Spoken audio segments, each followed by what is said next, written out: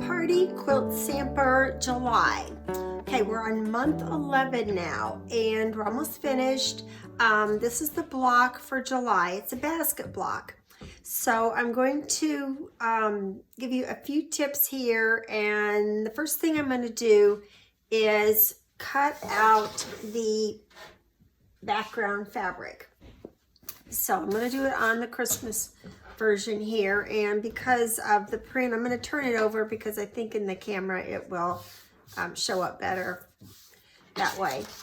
Okay, on the pattern for the background you cut 2 rectangles 6.5 by 3.5, 4 squares 4 by 4, 1 square 3 7/8, and 1 square 3.5. Okay, there's 4 different things, so I'm going to label these A, B, C, and D. And this is something you can do on any of your blocks. We probably should have talked about this a long time ago. But sometimes when you have cuts that are similar in size, it's easy to get them mixed up and pick up the wrong one and start working with it. So I'm going to cut out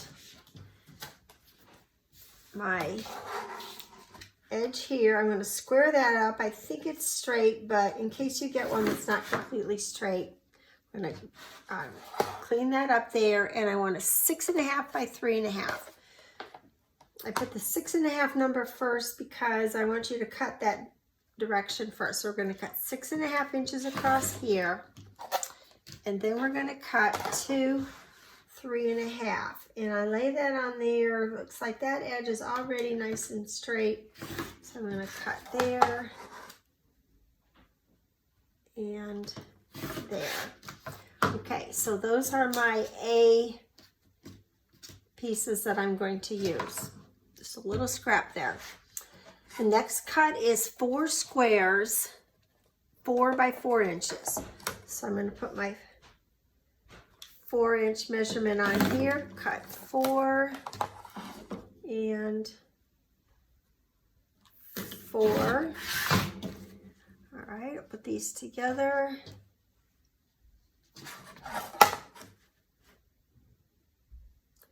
And I know for many of you, you probably do things this way. For you beginners, it sometimes is helpful to see exactly how somebody else does it. Okay, so that is my B. Those are my B squares. 1 square 3 7/8 and 1 square 3.5. So I'm going to just go ahead and cut a 3 7/8 inch. 1, 2, 3 7/8, almost 4 inches. Go ahead and cut that across there. And let's see, again, that is straight right there. So I am just going to use my already cut edge there, 3 7/8. 1, 2, 3 7/8. And then the next one is 3.5. So I'm just going to come down here and cut 3.5 out of that. Okay, so that's my scrap. The 3 7/8 is C, and the 3.5 is D. Okay, so when my instructions call for those, I am ready to use them. The dark fabric is, you cut a 7-inch square. In your kits, we gave you a triangle that you're going to use, because if we gave you the square, there would be a lot of waste there because you only use the one large triangle. So we cut it to the right measurement for you. So handle that carefully because you got a lot of bias edge right there. And then you cut 1 square 4 by 4 inches. See, that's already, it's not quite squared up, so I'm going to cut it like that, turn it around. Okay, and just remember that is your dark square. Okay, dark, medium, and then accent. The medium, you need 2 squares 4 by 4 inches. Let me show you how I usually do this. I'll just fold that in half, put my ruler on here for my 4-inch measurement is inside there. Cut those, turn it around, or use your rotating mat. Okay, 4x4, those are my dark squares, and then my accent square. Okay, that's not quite squared up perfectly either.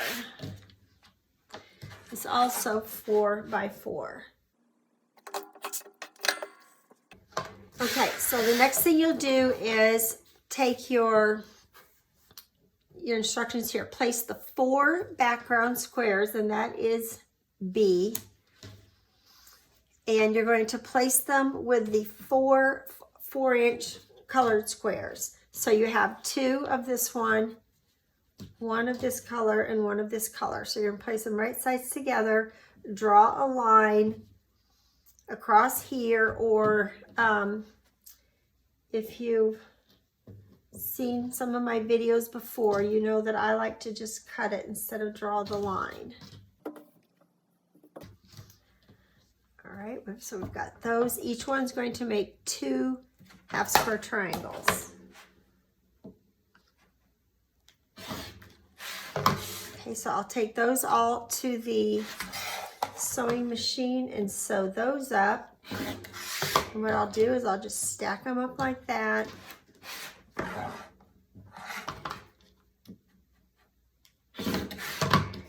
And chain piece them. Press them and then square them up.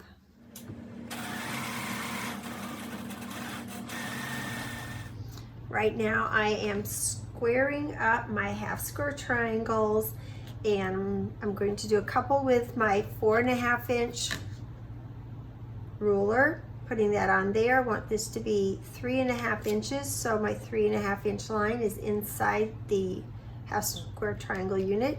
My outer edges are inside it also. So I'm going to cut across there, turn it around, and my diagonal line is exactly on the seam line.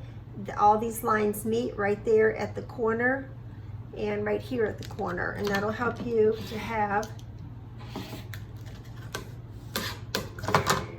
the seam come exactly to the corner. And then I'm going to do a couple here with the Tucker trimmer using the 1/2-inch corner of the ruler, because I want to cut this 3.5 inches, not 3 inches with the whole circle, but I want the half circle here. Okay, 3.5 inches right there. Works the same way. If you have the block ruler, then use that. That works well too. Okay, I've sewn that unit together, and then now what I want to do is put these 2 together. But first I'm going to take my scissors and trim off that little dog ear on there, because it can get in the way of my presser foot if I'm not careful. Okay, I'm going to put this up here, and I'm going to check to see that I have a 1/4 inch seam allowance here to the point, and I do. So what I'm going to do is put these 2 together like so. So my large triangle here is probably slightly bigger than this one here. In this case it is. And I'm going to make a 1/4 inch seam, or a scant 1/4 inch seam, and sew all the way across there. And I want to be sure I preserve that little point on my corner there. Okay, I did manage to save that point on that corner, so this is going to get pressed and then we'll square it up. Okay, with my unit in front of me, I'm going to take my ruler that's at least 6.5 inches, because you want this to be a 6.5 inch square. I'm going to lay it on here, and I'm going to put the 6.5 inch lines directly on this unit. We're going to presume that that is the right size and it's accurate and everything. So that's going to go there. We're not going to trim up that side. We're going to put this over here. There is just a little bit extra here.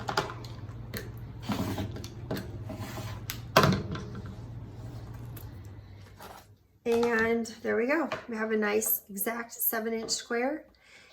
The square that you cut 3 7/8 inches, I know we like to avoid those 1/8 inch increments, but it does help with the accuracy here. And the large square that you cut at 7 inches, you could have cut it at 6 7/8, but that would have made it the right exact size. And with our sewing differences and everything, it might turn out, you know, not quite fitting. So we made it 7 inches so that you would have room to trim that up a little bit. Now we're going to go to the next step where you will put 2 of these together like this. And then you're going to, okay, so we have an accent and a medium. We're going to have a medium, an accent, whoops, there we go, and a medium. So here's 2 units that you're going to put together. And then you will take your A rectangles and you're going to make one look like this. And you're going to make one look like this, following the, following the pattern directions exactly, because they go on different sides of the block, which looks like this. They're going to be going in different directions. So those will go together there. And then when you sew your block together, we're going to put this down here. These will go up here. These will be sewed on first. This unit here will be sewed on next. And then these little units will go like that. I'll pull this up so it shows up in the camera.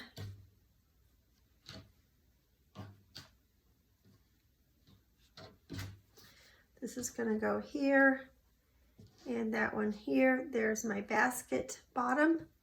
And then the D square, 3 1/2 inches, is going to fit right in there. And that's how your block will go together. This is 1 unit. It's going to be sewed to that. This is 1 unit to that. This one here, and then, no, this goes on here. This goes up here. The pattern will tell you what to do.